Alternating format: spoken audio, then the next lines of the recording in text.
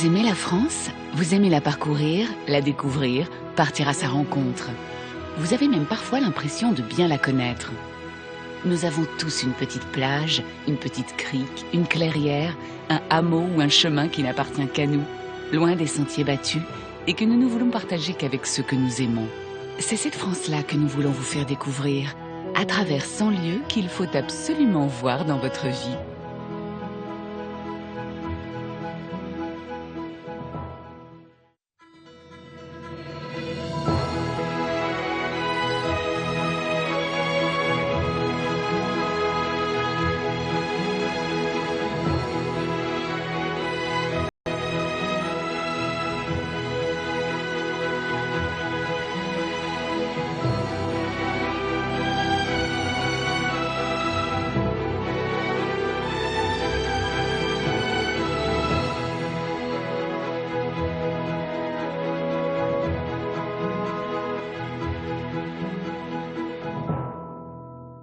C'est dans l'une des régions les plus gourmandes de France que nous vous emmenons aujourd'hui.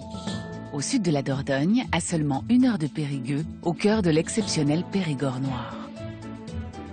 Sa couleur, le Périgord le doit à ses forêts de chênes verts, sombres et giboyeuses, où se nichent des châteaux légendaires. Ce voyage vous fera découvrir de nombreuses merveilles. Parmi elles, le cœur médiéval de Sarlat-la-Canéda, capitale historique du Périgord noir. Le splendide jardin exotique de la Roque-Gajac, dont les ruelles escarpées bordent la Dordogne, un village pourtant menacé. Vous visiterez aussi la très discrète Font de Gaume, cette grotte préhistorique authentique, unique dans la vallée de la Vézère, berceau de notre préhistoire. Ces trésors, vous allez les découvrir avec celles et ceux qui les aiment, les animent et les protègent.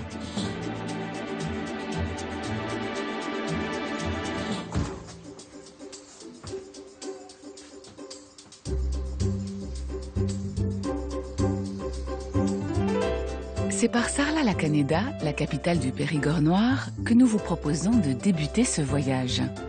Bâti au IXe siècle autour d'une abbaye, Sarlat devient peu à peu une étape incontournable pour les pèlerins en route vers Saint-Jacques-de-Compostelle. Ce joyau médiéval, un homme aime à en dévoiler les secrets. Approchez-vous, approchez-vous. Daniel Chavaroche est une figure de la région. Ancien instituteur, professeur de la chantante Languedoc, Daniel est aujourd'hui conteur. Il a été assassiné d'un coup d'arbalète. C'est lui qui va maintenant nous donner les clés de cette cité qui compte parmi les plus belles d'Europe. Adieu Katia. Cosa fai che t'ho pas incontrato? Ah ben ça c'est sûr que ça fait une paix qu'on s'est pas vu hein. Oui, la dernière fois t'étais grande comme ça. T'étais mon instituteur Et la ouais, dernière fois. ouais. Ça nous rajeunit pas hein. Ah non, ça nous rajeunit. Mais c'était pas. bien. J'étais une bonne élève déjà. T'étais déjà une bonne élève, Ah. ouverte et capable d'enseigner des choses aux autres. Eh ben tu vois. Tu vois. Alors là aujourd'hui c'est moi qui vais t'enseigner et on va commencer la visite par le Par 7e l'ascenseur siècle. funéraire. Ouais, par Allez, le on y va 7e là. siècle. Allez, Allez on y va. On y va. Ancien guide touristique, Katia Véret dirige maintenant la communication de l'Office du tourisme de Sarlat. C'est elle que Daniel a choisi pour ne rien rater des trésors de la ville. On va faire un tour d'ascenseur. Pas de problème, allez-y. En 2008, Jean Nouvel, enfant du pays, a remanié l'un des symboles de la ville, l'ancienne église Sainte-Marie. Au cœur du centre historique, cet édifice du XIVe siècle possède aujourd'hui d'immenses portes modernes, 15 mètres de haut pour 7 tonnes d'acier. Et dans le clocher, l'architecte a caché un mystérieux ascenseur. En fait on va sortir du clocher et on va découvrir la ville à 360 degrés. Et regarde déjà, tu as des ouvertures qui sont magnifiques. Ah ouais, en plein centre. ouais. Regarde le Et chasse-corbeau. le grau là. Il est beau, hein, Ouais. celui-là. Et voilà, et là, regarde, hop, Là, 360 degrés là sur ça. autour. Oui, exactement. T'as vu ça? Ah oui, oui, oui, oui, oui. Toutes oui. ces magnifiques toitures de Lozes. Et les Pecs, moi je suis né là-haut, tu vois, sur la colline. Pour son exceptionnelle conservation, Sarlat a reçu le label de ville d'art et d'histoire. Une récompense qu'elle doit à une personnalité qui a marqué la culture française du XXe siècle, André Malraux. Quand Malraux est venu faire de la résistance ici pendant la Seconde Guerre mondiale, il a découvert une ville qui était intacte. Et c'est comme ça qu'il a pensé à faire la loi Malraux. Ah oui. Ouais. Et la loi Malraux, c'est quoi? C'est refaire vivre un quartier historique qui est en perdition. Donc, les propriétaires de Sarlat ont été aidés pour refaire une ville extraordinaire. Donc, du coup, aujourd'hui, tous les appartements sont modernes et on y vit à Sarlat. Vraiment, dans le cœur historique, on y vit. Il y a à peu près 1000 personnes qui vivent sur ces 11 hectares. Donc, on a recréé la ville comme à son époque de gloire, c'est-à-dire le 15e et 16e siècle, juste après la guerre de 100 ans. Mais en plus, on a refait vivre cette ville. Quand on la voit comme ça, bon, ben on se dit qu'on a bien fait d'y naître, quoi. Sarlat est connu dans le monde entier pour avoir la plus forte concentration de monuments historiques et classés. Une chance pour le cinéma qui a fait de la ville le décor de 80% des films de KPDP réalisés en France. Parmi les plus célèbres, Le Capitan, tourné en 1956 avec Jean Marais, ou Le Jeanne d'Arc de Luc Besson en 2006. Il faut dire qu'ici, chaque ruelle est un livre d'histoire. Alors tu vois, la ville de Sarlat, elle est entièrement en pierre. Mais ça, c'est moderne. Enfin, c'est moderne, ça date du 15e, 16e. Mais il y a une époque très importante pour la ville, c'est la guerre de 100 ans. 116 ans de guerre, seulement à Sarlat, on reste fidèle à la couronne française. Donc à la fin de la guerre, Charles VII, il va tout simplement donner énormément d'argent à la ville pour être reconstruit, puisqu'on a quand même souffert. Et surtout, on va anoblir certains bourgeois. Et là, il va falloir montrer qu'on a été anobli. Parce que quand on est anobli, il faut quand même que ça se voit. Et que ça se voit de loin. Et regarde, là, on a une des plus hautes tours de noblesse, c'est l'hôtel Grézel. C'est vraiment une des plus hautes de la ville de Sarlat. Une tour de noblesse ne comprend qu'un escalier en vis, hein, à chaque fois. Par contre, il faut montrer qu'elle est importante. Donc on va mettre tout simplement le portail. Plus il est décoré, plus on est riche, plus on est important, plus on est respecté. Et alors le top du top, c'était le chou frisé. Hein.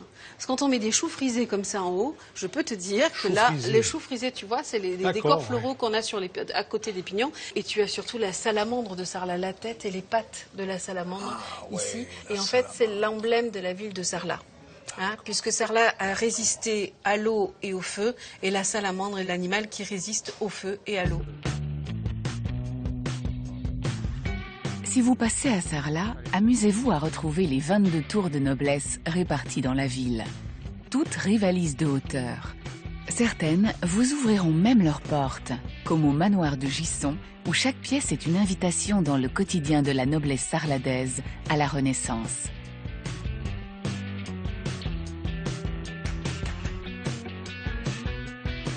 Parmi les nobles de la ville, un homme fait figure de proue, Étienne de la Boétie. L'auteur de la première constitution démocratique est né ici, en 1530. Sa maison reste l'une des plus belles architectures de l'époque.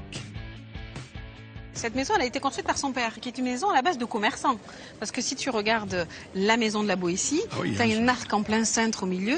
Et d'ailleurs, il y a une expression qui vient de cette maison. Tu sais, on avait des volets en bois qui se mettaient les uns dans les autres. Le matin, le commerçant, il ouvrait son volet. Il y a un volet qui se levait, un volet qui se baissait. Et on mettait les choses à vendre sur le volet. Et à l'époque, on disait que les commerçants mettaient les objets triés sur le volet. Ah, d'où voilà l'expression trier sur le volet, ça vient de là. Exactement. Et la maison de la Boétie se continue ensuite sur ce côté. Et comme il faut gagner de la place, eh bien on va construire des passages sur les rues, tu vois. Et comme ça permet à la ville de continuer à se développer, à vivre, tout en gagnant un maximum de place en hauteur. Ça gêne pas les gens qui habitent là. Exactement, exactement.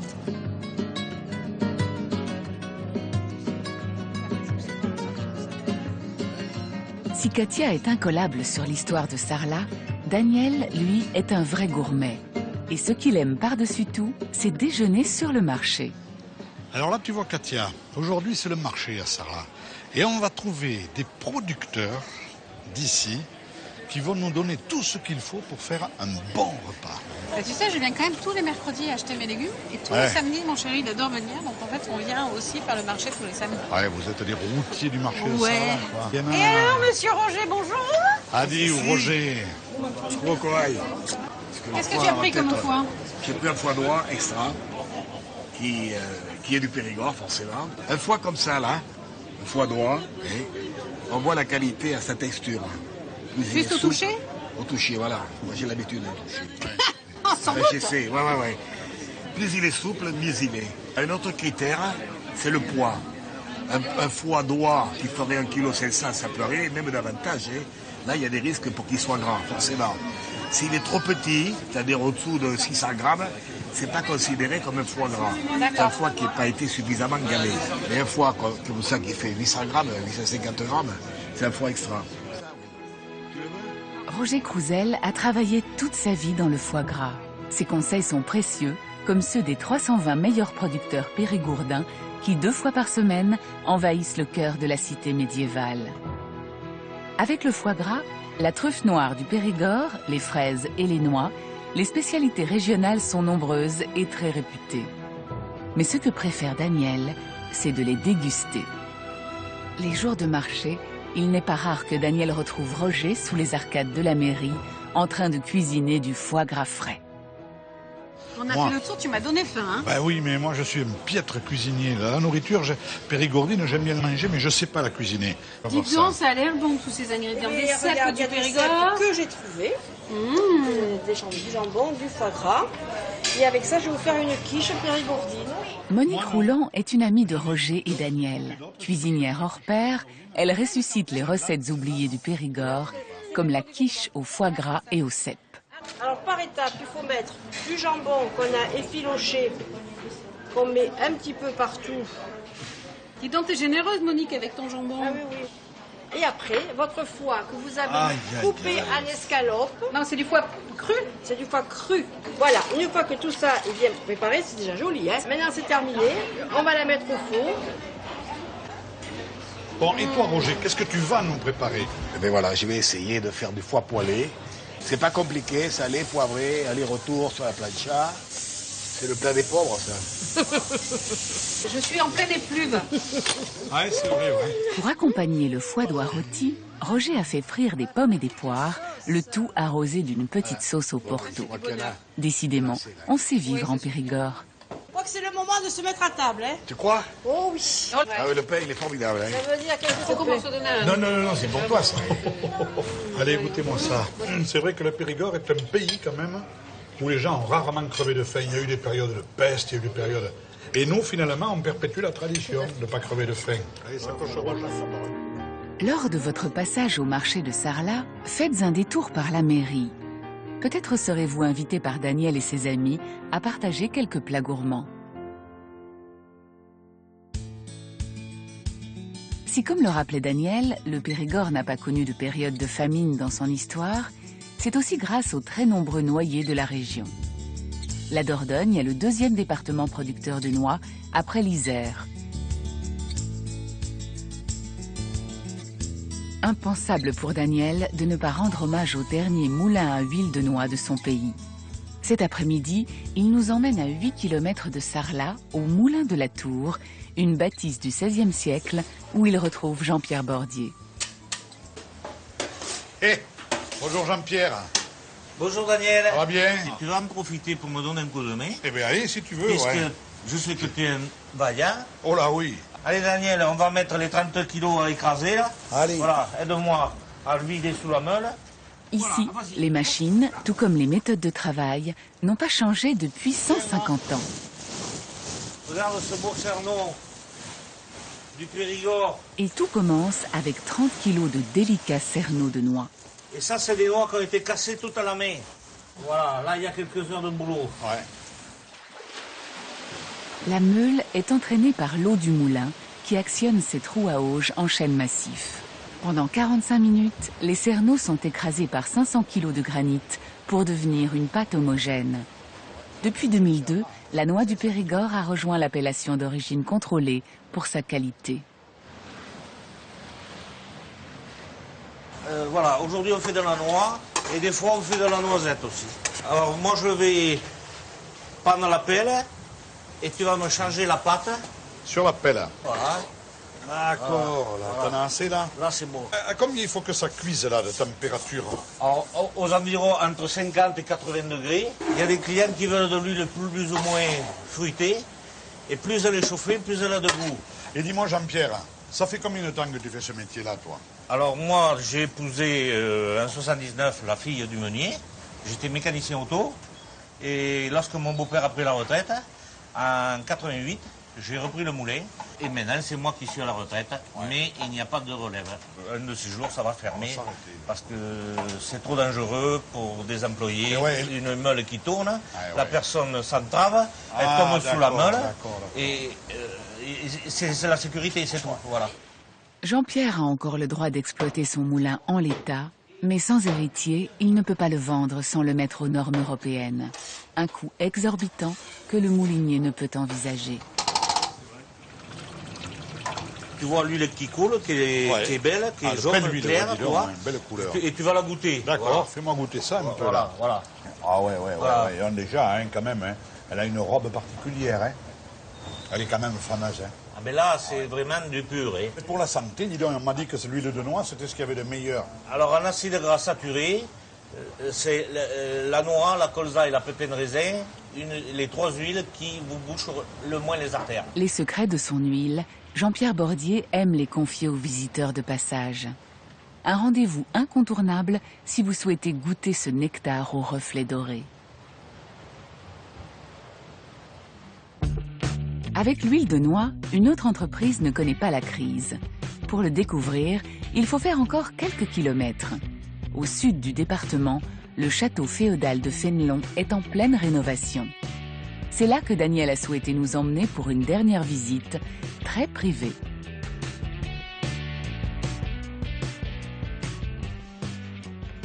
Bonjour Jean-Julien. Bonjour Daniel.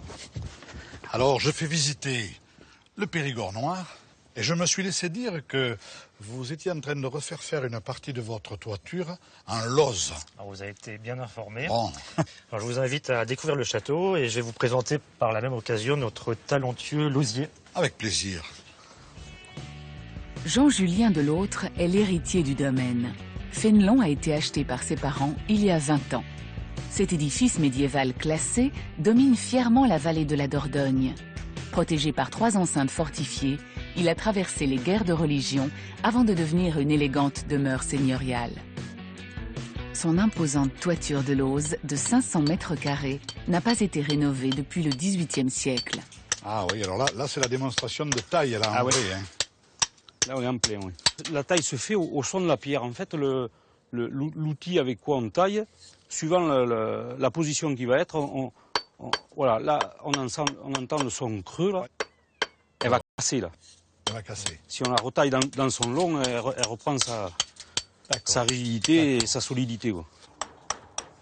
Neuve, la lauze a une couleur ocre. Une fois posée et battue par les intempéries, il lui faut 2 ans pour se patiner et reprendre sa couleur grise. Et alors, dans la partie où on voit la lauze toute neuve ou reprise, là, ici, ça représente à peu près combien de mètres cubes de lauze, ça? Alors, il y a environ 25 tonnes de pierre dessus, là. 25 tonnes. Après, il faut à peu près 1 mètre cube pour faire 3 mètres carrés. Soit 350 tonnes de pierre sur toute la toiture de Fénelon. Pour supporter une telle charge pendant plusieurs siècles, la charpente du château, immense, est entièrement en chêne. Alors finalement, puisque c'est relativement un métier d'avenir, est-ce que tu vas trouver des gens suffisamment compétents après pour apprendre à tailler la lauze, à la poser comme il faut, de manière durable bien sûr, puisque ça doit traverser les siècles, quoi. Moi j'ai été formé, c'est mon père qui m'a formé, mon grand-père faisait ça déjà. J'ai un fils qui a 17 ans, qui finit ses études et normalement que je vais employer dans l'avenir. Voilà, après on le transmet comme ça de père en fils. L'osier, c'est aussi un métier qui rapporte. 600 € le mètre carré rénové en moyenne, soit 300 000 € au total pour Fénelon. Un budget colossal pour ses propriétaires qui, malgré les aides de la région et des monuments historiques, comptent sur les visiteurs pour renflouer les caisses. Et comme Daniel va le découvrir maintenant, ici, les trésors sont nombreux. Alors par ici, Daniel. Ah oui. Voilà. Nous arrivons dans la... C'est la demeure de Fénelon. Voilà, c'est la pièce vraiment emblématique du château. C'est la pièce dans laquelle est né l'écrivain Fénelon. Sa vie a vraiment été ancrée dans le siècle de Louis XIV. Il a fréquenté la cour. Il a notamment été le directeur de conscience de Madame de Maintenon, la seconde épouse du roi. Et surtout, il a été le précepteur de ses 3 petits-fils, dont l'héritier au trône, qui était le duc de Bourgogne. Et pour son éducation, d'ailleurs, Fénelon a composé son chef-d'œuvre, qui est Les Aventures de Télémaque, qui a été le plus grand succès de librairie de tout le XVIIIe siècle. Et alors la cheminée, hein, waouh, impressionnante. Oui. En effet, oui, c'est la plus belle du château. Hein, ça, c'est le morceau d'orgueil de nos intérieurs. Ah, ça peut. Oui. Elle est classée monument historique. Hein, entre les cartouches, les rinceaux, les chutes de fruits dans les montants, on a vraiment un très bon exemple du savoir-faire des artisans périgourdins. Oh, et là, c'était vraiment des artistes, ces gens-là. Hein. Et alors, derrière vous, Daniel, il y a une relique. C'est celui à baldaquin, dans lequel est né Fénelon. Ah, bon, voilà, une pièce maîtresse. Voilà, la pièce maîtresse. Alors, il y a une petite légende à son sujet. Vous voyez, vous pouvez remarquer qu'il manque des franges à son baldaquin. Alors, la légende raconte que quand des personnes venaient visiter la chambre au XIXe siècle, eh bien, elles emportaient avec elles un petit bout, finalement, du baldaquin pour repartir avec un petit bout de la sagesse de Fénelon. Heureusement, il n'y avait pas trop de touristes à l'époque. Aujourd'hui, le château de François de Salignac de la Motte Fénelon, de son vrai nom, ouvre grand ses portes aux visiteurs. Entièrement meublé de collections précieuses, il vous offrira aussi, si vous y passez, l'un des plus beaux panoramas sur la vallée de Dordogne.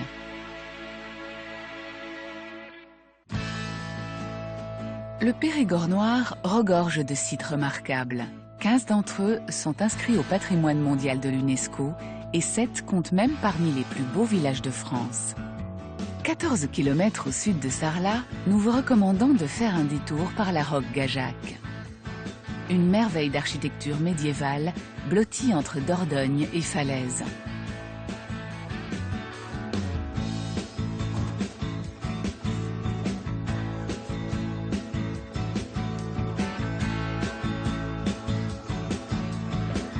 Marilyn Denis est une Larocquoise d'adoption. Cette Toulousaine est tombée amoureuse il y a 13 ans d'un enfant du village et n'est jamais repartie. C'est elle que nous allons suivre maintenant pour découvrir ce joyau de notre patrimoine, habité par l'homme depuis 33 000 ans. Bonjour Hélène. Et bonjour Marilyn, comment vas-tu? Très bien, toi aussi? Ça va. Avec son amie Hélène Oliac, elle commence par faire revivre l'histoire de ce village troglodytique hors du commun. Alors là, tu vois, on va arriver dans l'endroit le plus merveilleux pour parler justement de l'histoire de ce village. Voilà. Ah, super, non, effectivement. C'est ici. Et quand tu es là, on comprend tout.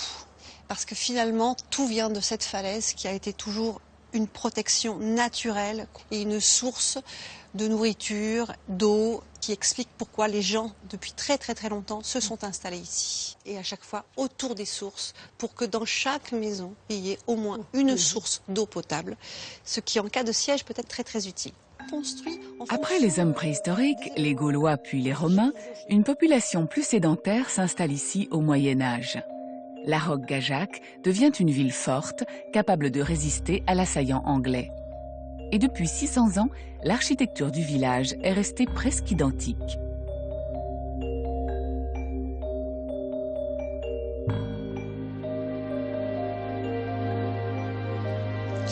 Alors là, Marine, je t'amène dans un endroit très spécifique à la Roque. Fais très attention aux marches, elles sont mauvaises. Oui, effectivement. Voilà. D'accrocher les cheveux.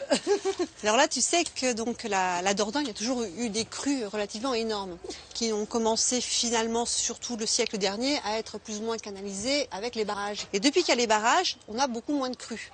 Mais subsistent, et ça c'est vraiment une particularité larocquoise, ces petits escaliers. Ils servaient à évacuer en cas de crue soudaine tous les habitants d'en bas pour les amener à l'étage du dessus.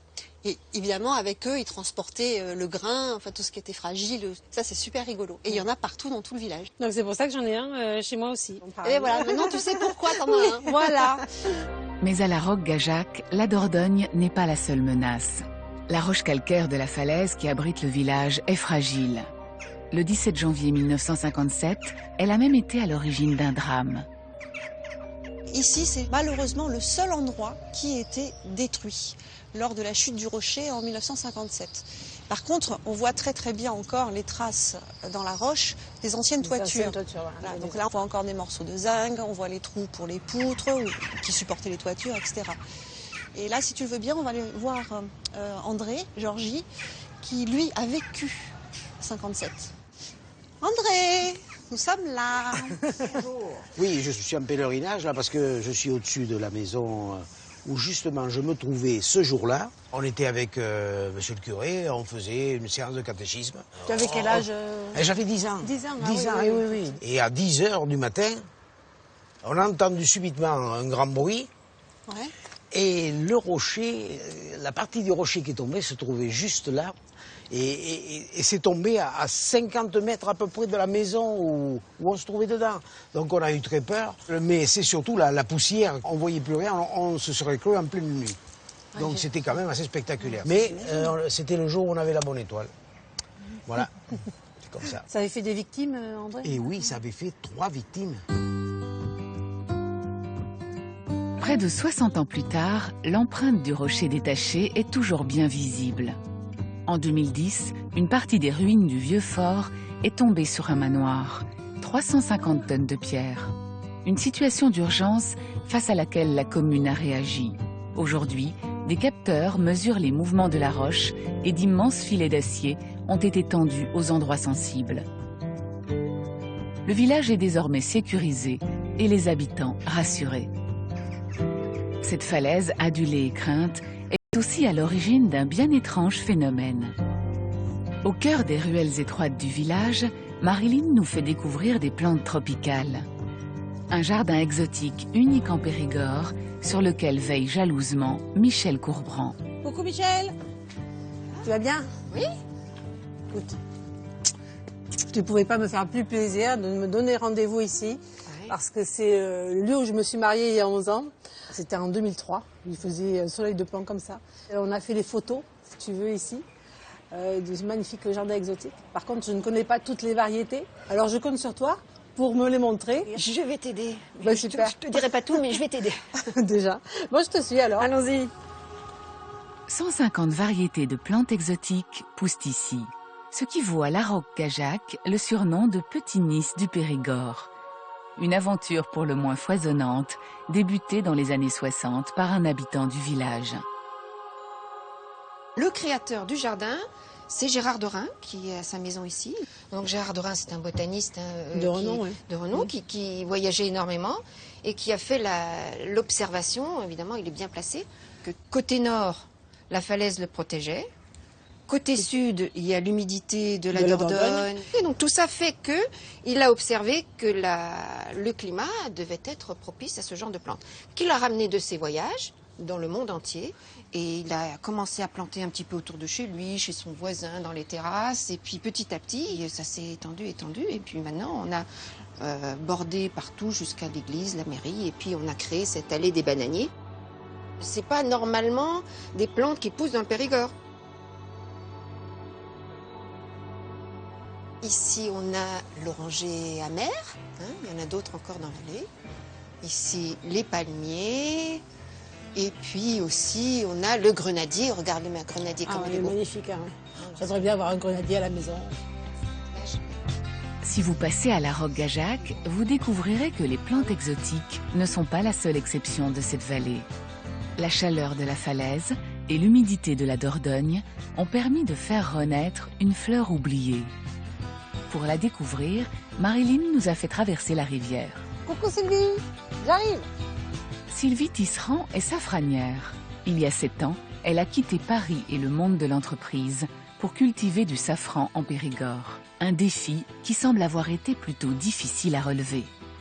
Ma production de la première année, tu te souviens? Oui, oulala. 3,25 g avec 3000 bulbes. C'était une entrée dans le monde agricole qui était un peu âpre sur le moment. Néanmoins, j'ai persévéré. Aujourd'hui, sur cette petite parcelle, Sylvie peut récolter jusqu'à 300 grammes de pistils de safran les bonnes années. Idéalement, c'est bien de planter le safran à peu près à 15-20 cm de profondeur. Donc là, vous voyez le bulbe, tu vois le bulbe igère. Ah oui. Un bulbe de cette taille-là peut faire 5, 6, 7, 8 fleurs. Et donc dans les fleurs, tu récoltes combien de pistils? Un pistil par fleur? Un pistil par fleur, plusieurs fleurs par bulbe, 150 à 200 fleurs pour faire 1 gramme de safran. En France aujourd'hui, 1 gramme de safran se négocie entre 30 et 35 euros. Le safran a toujours été très cher. Voilà. Donc là, je recouvre tout. Voilà. Très bien. Bon, mais je vais venir t'aider. Je vais venir t'aider pour le... Donc l'été prochain, je t'embauche. D'accord.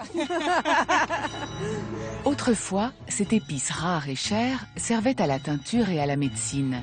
Mais le safran a disparu après le Moyen-Âge. Sylvie aimerait qu'il retrouve aujourd'hui sa place dans la cuisine traditionnelle française. Donc là, on va tester ensemble une tarte aux poires au safran. Dans le sucré, j'ai jamais testé, donc je suis curieuse. Alors, que ce soit du sucré ou du salé, la clé pour utiliser le safran, c'est de l'infuser. Ici, on a une infusion de pistil de safran dans de l'eau. Il faut l'infuser au minimum 1 heure, idéalement la veille pour le lendemain. Jeter un pistil sec dans une préparation culinaire, c'est vraiment du gâchis. Avec la coloration, le safran met en valeur les saveurs des autres ingrédients. Sylvie met donc du safran infusé dans sa pâte et de la crème fraîche liquide qui recouvre les poires. Pour finir, une touche de couleur avec des framboises du jardin. Pour une cuisson d'environ 40 minutes et à 180 degrés. Prêt pour la dégustation? Eh ben oui, attends, on a bien mérité, je crois. Ça se marie bien avec la poire. Ça sera mon prochain dessert. Comme dans la cuisine de Sylvie, en Périgord noir, l'empreinte du Moyen-Âge est partout. À l'époque, les territoires se disputent par l'épée. Alors, les châteaux sont des nids d'aigles où les armées se réfugient. Celui de Castelnau surplombe la vallée de la Dordogne depuis le XIIIe siècle. C'est dans l'histoire le château le plus convoité de la région. Un lieu incontournable pour Marilyn, qui rejoint maintenant Laetitia Bertolucci, guide au château de Castelnau. Bonjour Laetitia. Bonjour Marilyn. Bienvenue au château de Castelnau. Merci beaucoup. Je voulais, en tant que Laroquoise, montrer le château de Castelnau. Oui. Parce qu'on a une merveille ici, non loin de chez nous, de la Rogajac. Oui. Donc ce château de Castelnau est aujourd'hui le musée sur l'art de la guerre au Moyen-Âge. Donc il renferme tout un tas d'armes, dont celles à taille réelle, qui sont exposées ici devant toi. Le château de Castelnau a connu de nombreux sièges, dont celui du roi de France, Charles VII, en 1442. Mais les armes royales n'ont pas eu raison de la forteresse. Marine, voilà une des raisons pour laquelle le château de Castelnau était très difficile à prendre. Par la présence de cette barbacane, qui était l'élément primordial justement à cette défense-là, et qui est composée d'une multitude de pièges et d'obstacles. Très bien, je te suis. Premier piège. Et on va s'équiper. Étant donné que nous sommes aujourd'hui les assaillants du château de Castelnau, mieux valait justement être bien protégé. Alors je t'équipe un calot pour commencer. Tiens, je te laisse le mettre. Un calot. Ça ressemble à une cagoule, hein? C'est ça, oui, c'est ça. Exactement. Pour protéger ton crâne avec le frottement avec le métal. C'est top mode au XIVe siècle. Parfait. On appelle ça la salade. La salade. Il était possible de relever la visière.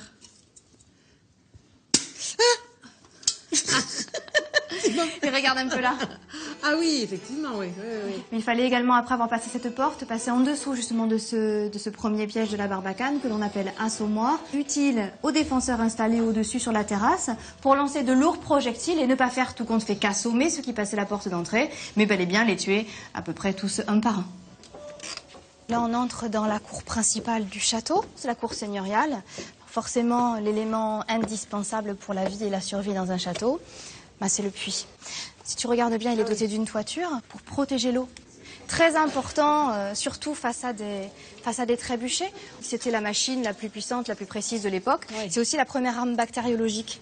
Avec elle, on n'envoyait pas que des boulets, on envoyait aussi de petits animaux morts et malades pour infecter, quand on le pouvait, l'intérieur des châteaux. S'ils tombaient dans l'eau du puits, c'était forcément terminé pour ceux qui se défendaient, puisqu'on sait qu'on ne peut pas... Donc ils devaient rendre les armes. Ils devaient forcément rendre les armes. Je vais t'amener un peu plus loin maintenant dans le château pour te montrer, un peu plus en hauteur, pourquoi justement ce château était extrêmement convoité.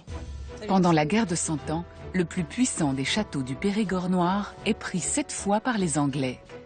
Aujourd'hui encore, il suffit de monter sur le chemin de ronde pour comprendre l'intérêt stratégique qu'il suscite alors. Sur le chemin de ronde, tu as vu, on culmine ici à Castelnau. Donc c'est presque le point le plus haut ici. Hein. Le point le plus haut, c'est le sommet du donjon qui culmine à 193 mètres de hauteur. Et il a déjà été habité, ce château ?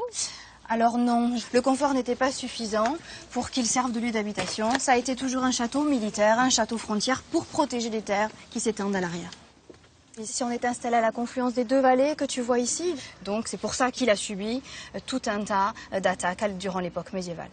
Moi, j'adore ce château. Ça fait partie des 100 lieux qu'il faut voir pour moi. Personnellement, c'est vraiment magnifique. Avant de quitter le château, amusez-vous comme Marilyn à entrer dans la peau de l'assaillant. Tirez vous aussi au trébuchet modèle réduit installé au pied des remparts. D'accord. 3, 2, 1, c'est parti.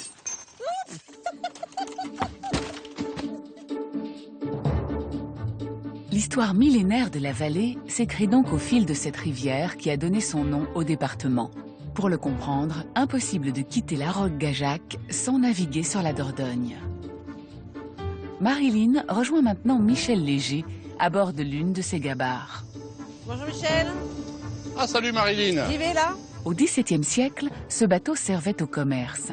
Pendant 200 ans, les gabariers ont joué un rôle économique essentiel que Michel aime rappeler aux 140 000 personnes qui montent à bord de ces navires chaque année.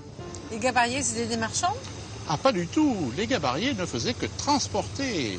Ils transportaient pour des négociants. C'était des bateaux à fond plat qui transportaient des marchandises, alors essentiellement du bois à la descente, des piquets châtaigniers qui servaient pour la vigne bordelaise et le bois de chêne qui servait pour faire les fûts. Voilà. Et quand elles remontaient, ces gabarres, elles remontaient essentiellement tout ce qui se trouvait sur un port comme Bordeaux et qui manquait dans l'intérieur du pays. Il manquait surtout du sel. Le sel, c'était un moyen de garder les aliments.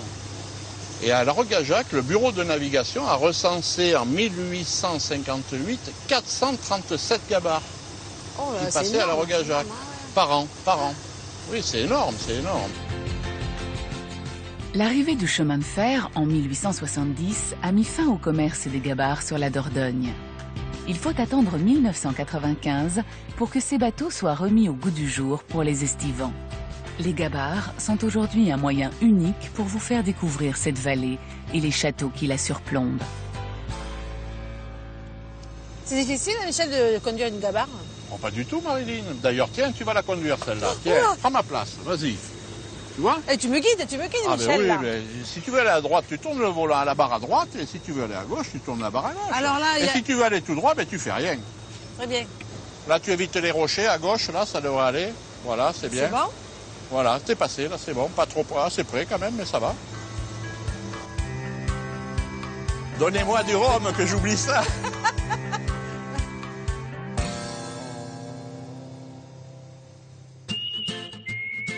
Le bassin de la Dordogne est un écrin où la biodiversité et le patrimoine sont les mieux protégés.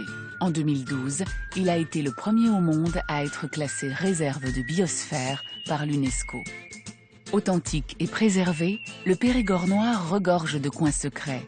À 40 km au nord de la Roque-Gajac, loin des circuits touristiques, nous vous recommandons de faire escale dans cet autre village classé parmi les plus beaux de France, Saint-Léon-sur-Vézère.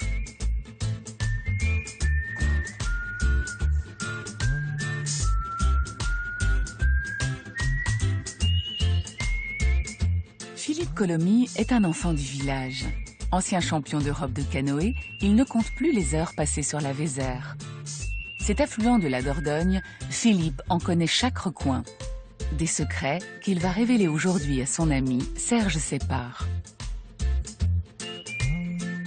Et bonjour Philippe. Et bonjour Serge. Ça va bien? Bien et toi? Ouais.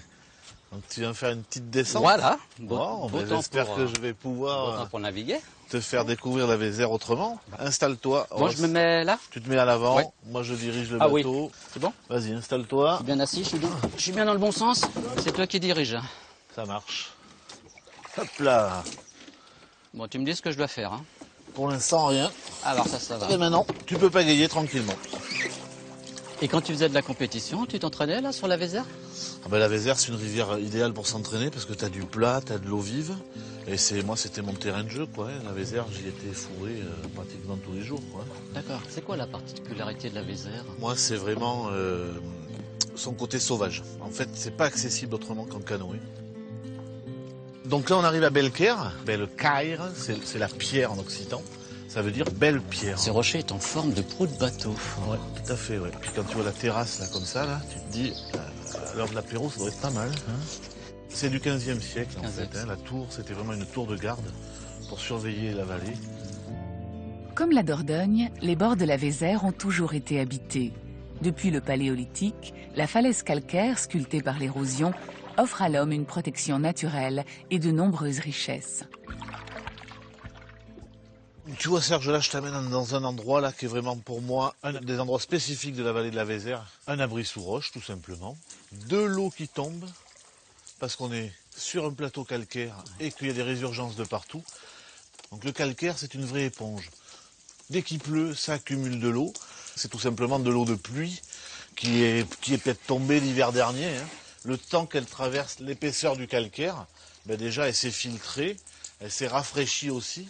C'est tout le temps le même débit qui sort à 12 degrés. Et donc après, on a aussi toute cette végétation là qui tapisse le plafond. Hein, donc c'est des capillaires, hein, c'est de la famille des fougères. Et c'est joli, c'est merveilleux. Ah ouais, c'est magnifique cet endroit. Allez, on va continuer la descente. Grâce à cette eau qui coule en permanence, la Vézère n'a jamais connu la sécheresse et sa qualité reste exceptionnelle. C'est quoi les plantes devant, là, Philippe, avec ces fleurs?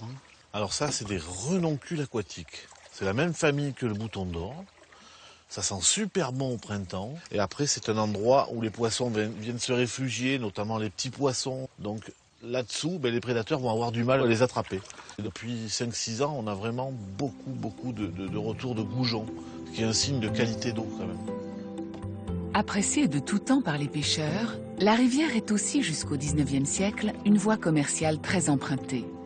Saint-Léon-sur-Vézère est alors l'un des principaux ports marchands de la région.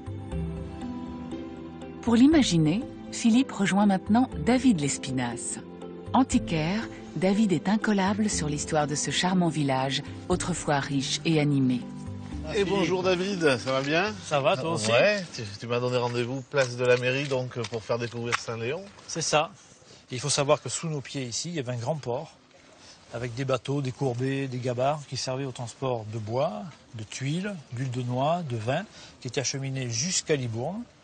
Et la remonte permettait de ramener ici dans ce stock le sel et les épices qui servaient au négoce de toute autre marchandise. Vu la grosseur du bâtiment, il devait quand même y avoir pas mal de monde là parce que...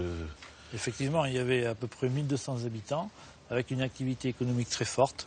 Ça n'a pas bougé. On a l'impression qu'on est encore au 19e siècle sur ce bâtiment. C'est resté authentique.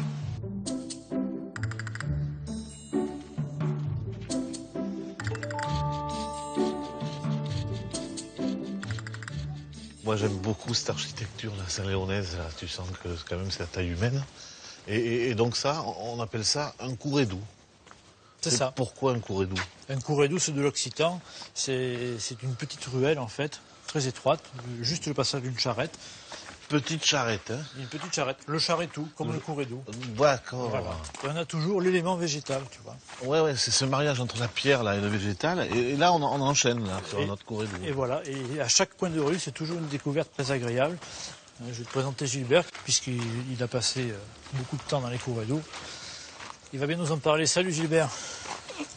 Et bonjour. Bonjour Gilbert, ça va bien? Oui, ça va. Vous aussi Gilbert? Ouais. Vous vous promenez? Oui, dans les courédous. Ouais. Et on parlait de toi, parce que toi tu as passé ta jeunesse, on a dit tiens, on va l'amener, il va nous montrer un petit peu mieux. Allez, on va aller voir. Donc voilà les courédous, les petites ruelles, et où on s'amusait quand on était gamin, on jouait à cache-cache. Et on trouvait des petits coins pour se cacher, genre derrière des petits arbres, et puis des recoins, là, un autre recoin. Et les petites rues étaient pavées de galets, des galets de la Vézère. Et les ruelles, il y a une raison pour qu'elles soient aussi étroites? Mais oui, parce que autrefois, donc Saint-Léon était entouré d'eau et le mètre carré était très cher et c'est pour ça que les maisons étaient concentrées et les ruelles étaient étroites parce que... Vous économisez sur la surface. Si vous arpentez un jour ce dédale de ruelles charmantes, n'oubliez pas d'admirer le joyau de Saint-Léon, son église romane du XIIe siècle. Ici, les vestiges sont partout et chaque pierre raconte une histoire. Seule concession à la modernité dans ce cadre ancestral, ce pont signé Gustave Eiffel. Bon, c'est vrai quand même qu'il est un peu atypique ce pont, hein? Il est atypique puisqu'il est métallique. Inhabituel ici, puisque les autres villages sont équipés de ponts en pierre. Pas de pont avant le 20e? Pas de pont avant le 20e siècle. Il y avait un passeur sur un bac en bois à fond plat, avec des pagaies qui faisaient traverser les animaux et les gens, qui reliaient rive gauche et rive droite. D'accord, d'accord. Donc en plus, on a une super vue du village, là, du pont, là. Hein. C'est ça. On a non seulement le château du 16e là-bas, ici l'église romane. C'est vraiment une carte postale, là. Hein. C'est ça. La vallée de la Vézère est aussi appelée vallée de l'Homme. 400 000 ans qu'il s'est installé ici. Autour de cette rivière se trouvent réunis les plus impressionnants sites préhistoriques d'Europe. Découverte en 1901, Font-de-Gaume est la plus emblématique des 25 grottes ornées de la région. Contrairement à Lascaux, dont les peintures rupestres ont été reproduites dans une autre cavité, Font-de-Gaume présente encore au public les dessins originaux faits il y a 15 000 ans. Philippe y retrouve Jean-Jacques Cléier-Merle. Le conservateur général de Font-de-Gaume lui offre le privilège d'une visite privée dans cette cavité où dorment des trésors millénaires.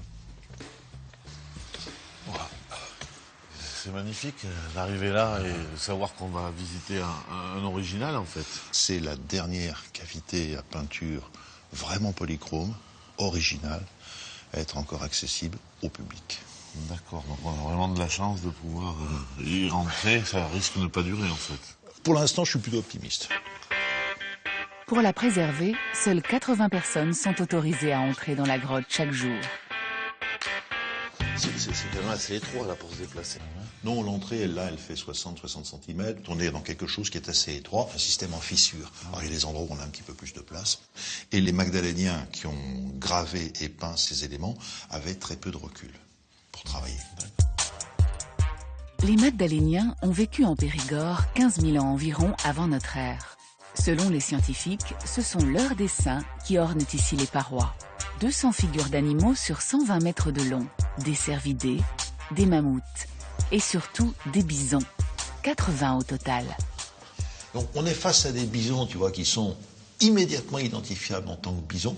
Regarde les yeux tels qu'ils sont surlignés, ça c'est extraordinaire. Et puis il y a de l'ocre et de l'ocre noir. Ici on est face à des colorants, des pigments qui sont essentiellement des pigments minéraux. Les ocres sont des oxydes de fer. Et les noirs sont faits à partir d'oxyde de manganèse. Contrairement aux idées reçues, Font-de-Gaume n'a jamais été habité. À l'époque magdalénienne, les hommes viennent ici pour s'exprimer par le dessin. On sent bien là qu'il y a quelque chose de fort. Je vais pas dire on est habité, mais presque moi, je ne serais pas trop capable de faire ça, par exemple. Ce sont des hommes modernes, ce sont des hommes comme nous. Mais si tu calcules simplement en termes de génération, ça fait quoi? Ça fait même pas 1000 générations. Ça fait pas beaucoup. Et je trouve que quand on est dans une cavité de ce type, on se sent proche de ceux qui les ont fréquentés. C'est un petit peu comme si c'était parti il n'y a pas si longtemps. Les cavités et les abris sous roches ont toujours été exploités par l'homme en Périgord. Philippe nous emmène maintenant découvrir le seul château troglodytique de France, la maison forte de Régnac. Ah, mais te voilà! Oui, bonjour Jean-Max, ça va bien? Tu vas bien, Philippe? Oui, ça va.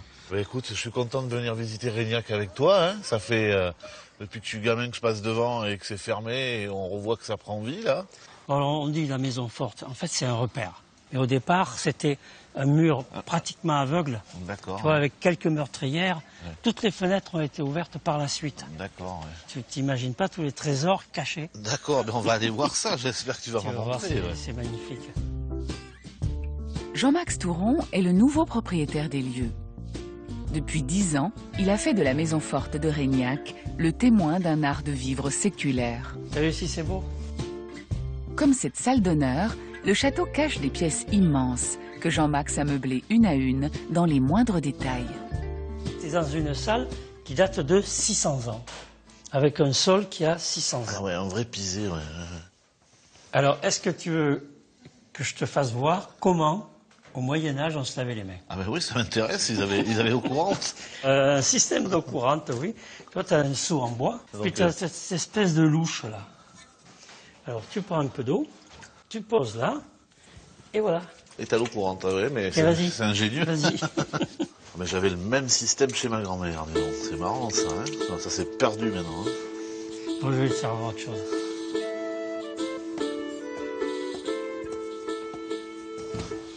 Alors là, tu es dans la salle d'armes. D'accord, oui. Il y a quelques instruments de torture, il y a des armures, mais il y a une pièce unique, regarde. Des pots d'hermine. Oui. Eh bien, dis donc, je ne sais pas où tu as été dénicher ça, mais c'est un coffre-fort inviolable. Presque. On va voir un peu comment ça marche. Oui, il faut baisser. Ah, déjà, ouais. Alors là, la première clé. Ah, parce qu'il y a plusieurs clés, ouais. Ah ouais. Tu l'enfonces pas trop, tu tournes, et tu as cette clé-là que tu introduis. Et ça marche pas. Alors je continue. Alors la clé. regarde comme ça y va.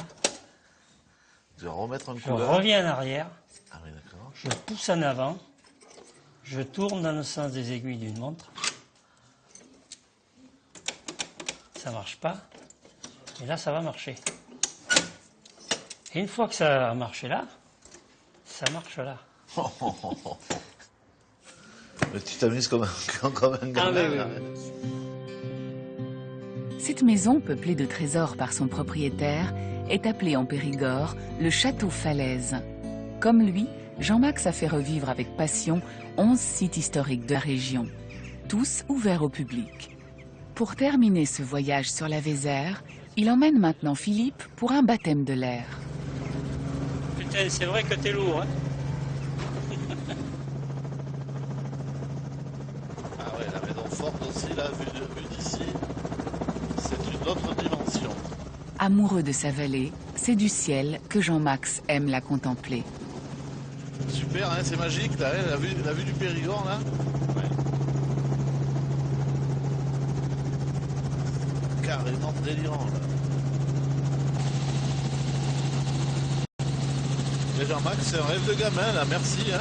Pour moi, c'est merveilleux. Par les airs ou par les nombreuses routes qui sillonnent la Dordogne, les innombrables joyaux du Périgord noir vous donneront le sentiment d'avoir voyagé dans le temps.